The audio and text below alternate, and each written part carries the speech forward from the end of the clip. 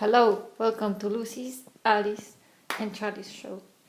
Today we have Patient Allie. patient Ali who is begging to get her tooth out. So we thought we will show everybody how to do it the right way.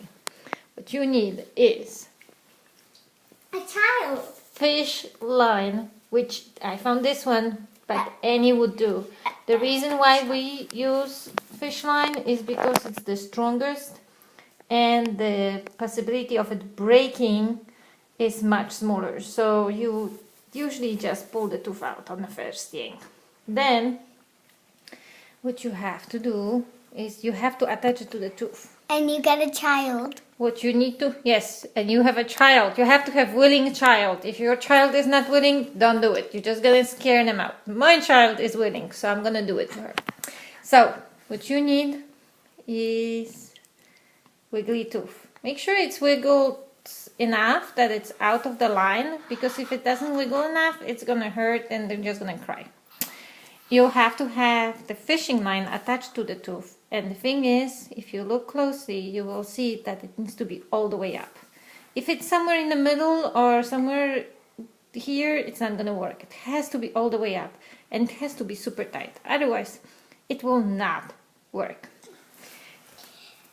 What you should expect is pain, because as long as the tooth is in, it's gonna hurt a little bit.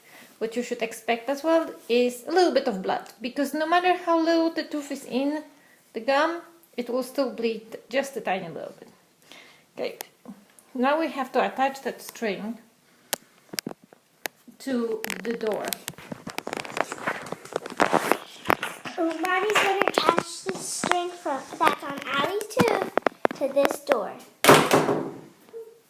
Let's watch as she does.